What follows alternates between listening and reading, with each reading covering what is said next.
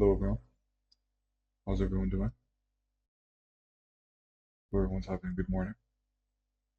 Today, we're going to be discussing the significance of Wednesday, April 9, 2025, and more specifically, the FOMC meeting minutes that's scheduled to release at 2 p.m. Eastern Time on that day.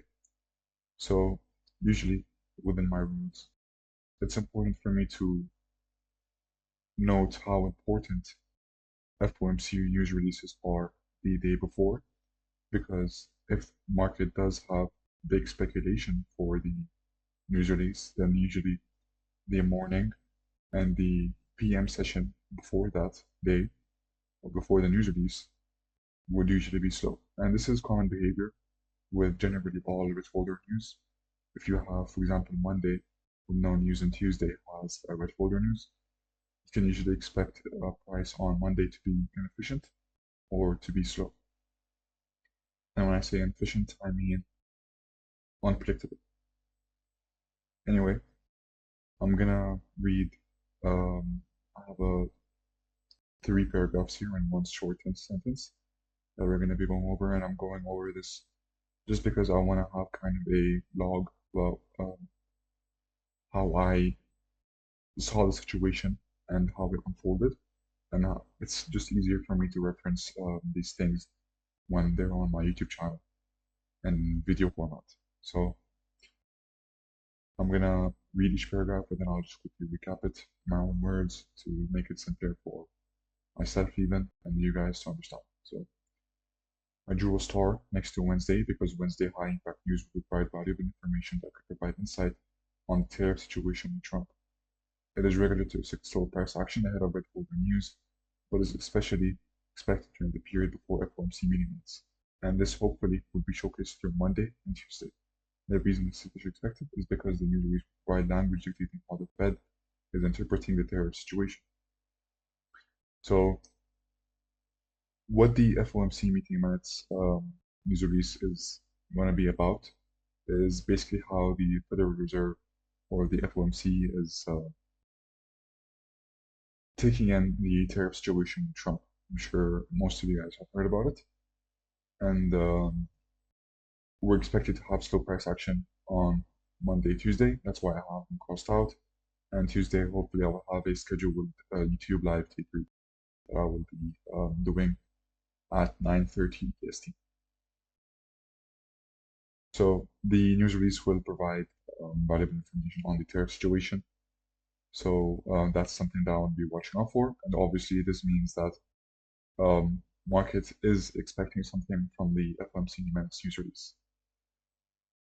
Tariffs may lead to inflation in the US since the American importer may raise his prices in order to mitigate his losses and tax payments, making the basket more expensive for an American consumer, thus raising inflation. This would mean that the Fed is going to hold off on rate cuts, probably meaning markets may continue bearish or stabilize. The exporter to the importer may lose US customers who can't afford higher costs. So exporters drop their prices to remain in US market, otherwise they risk slowing down their economy or forcing layoffs, slowing global trade. So generally, just explaining the effect that tariffs have on US inflation and how, in general, the American importer has to pay a 10% tax, which Trump will make effective on April 9. The 10% tax on his purchases from the export. So, for example, let's say an American importer wants to purchase French wine from an exporter. The importer, for him to be able to take the wine into his country, he would have to pay an additional 10% tax. And that would mean that he has to obviously pay more money. And in order for him to mitigate his losses, he would have to raise his prices to the consumers, making the average basket more expensive for an American consumer, raising inflation. And then what this would mean for the Fed is that they will probably hold off on rate cuts because obviously rate cuts would lead to a bigger inflationary scenario, and we don't want too much inflation. But again, they're aiming for an average of 2% inflation. So this would mean that they would hold off on rate cuts, and that would mean that the markets may continue be bearish or stabilize. Now, moving to the next point, I mentioned how the exporters may um, feel backlash from the situation. So, in general, the exporter doesn't want to lose his US customer because the US customer may be facing high pressure due to the higher prices. So, the customer has a bigger leverage with the exporter, enable him to lower prices. And obviously, the exporters will lower the prices for the importer um, because otherwise they risk slowing down their economy or forcing layoffs and they slow global trade. And this is also another reason that Trump enforced these tariffs. He wants to have a bigger shield around the American, um, I guess you can say, the field of companies with tech and retail and auto. He wants to have a bigger grasp on it. He wants to be able to be independent, as he states several times. However you want to interpret that, it's up to you. I'm not going to be talking about too much politics here. But yeah, so bringing me to my next point, tariffs may also lead the Fed to sense recessionary risk, since as the average American basket price goes higher, hurting American consumers, exporters sense this pressure, and responses from importers showing an unwillingness to purchase at full price, forcing exporters to hurt their profit margins to meet importer expectation, which ultimately slow down global trade, contributing to the risk of global recession, which all in all may push the Fed to resist this with interest rate cuts, providing a possible scenario where markets may rally, but it's important to note that this is limited to inflation. So this is just a bit of additional information on what I said about the exporters.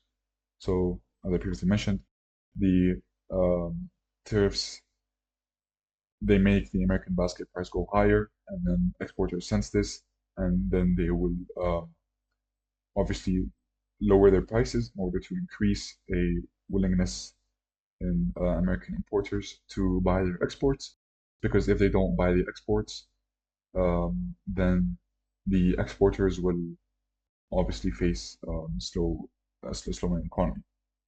And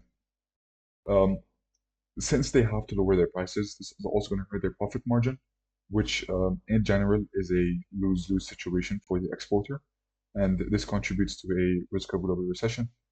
And obviously, this would make the Fed more inclined towards interest rate cuts. But also, I do want to keep note that it's still limited due to an inflationary scenario that we were speaking about, even with the baskets having a higher average price. So this will all be clarified in the news release showing us how the Fed is put in the situation. And that's generally it for the fundamental part. It's really two scenarios where I see the news release having. So either the Fed senses inflationary scenario, holding off on rate cuts, or they feel that it's more important to keep a recessionary scenario out of the way by rate cuts. So that's it for the fundamental part. Really quickly, I want to go on to the Nasdaq, and you see historically the Nasdaq does move higher, and as we can see, at COVID, this has been the biggest move lower since we had COVID, and obviously it always does return higher because as long as the US is in power, these indexes are always just going to keep moving higher. I don't see them really plummeting that significantly. This may just be a small pullback. But notice here we have this range. The lower quadrant has yet to be traded into. We're in a third quadrant discount. There is a discounted low here within this gap here. Also, we just ran this low here that we previously mentioned was AI investors. They had their stops down there, and this could be a significant sell side sweep. So whatever this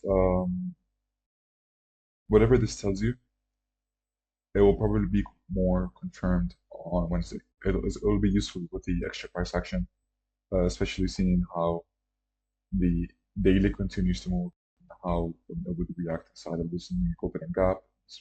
Possibly these gaps, if we do have the price, I guess you can say gunpowder, for us to be able to reach in those price levels, and those would probably confirm whether or not we're going to see resistance off of taking this discounted low or not. But again, it's just the safest option right now to sit on the sidelines, wait for more price data, and then hopefully by Wednesday we will have more insight on the situation, and I'll be able to confidently say whether and I put emphasis on that, whether I expect price to keep on moving lower or keep on moving higher. Short video today. I hope you guys all enjoyed it. This was important to me. And thank you for watching. Be safe.